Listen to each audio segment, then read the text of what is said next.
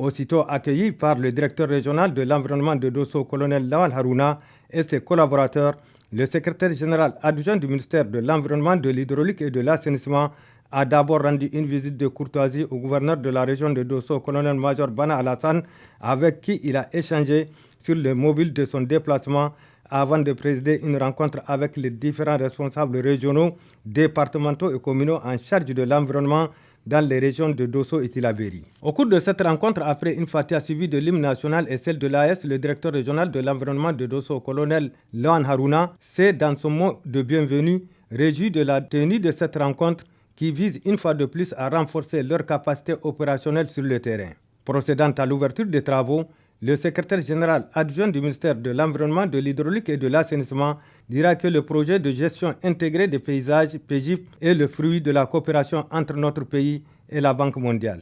Le projet de gestion intégrée des paysages, PGIP, au Niger est à sa 3e année de mise en œuvre. Il est le fruit de la coopération entre le gouvernement du Niger et la Banque mondiale. D'une durée de 6 ans et d'un coût de 150 millions de dollars US, soit environ 95 milliards de francs CFA,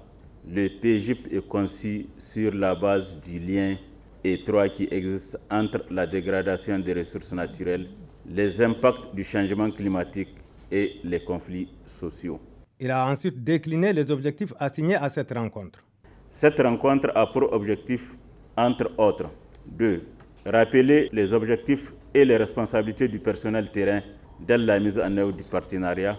échanger sur le suivi des activités du projet, la situation par commune des sites enregistrés dans le GEMS, échanger sur les difficultés de mise en œuvre des activités du projet, apprécier le niveau de collaboration entre le PGIP et le niveau de concentré de mise en œuvre du projet.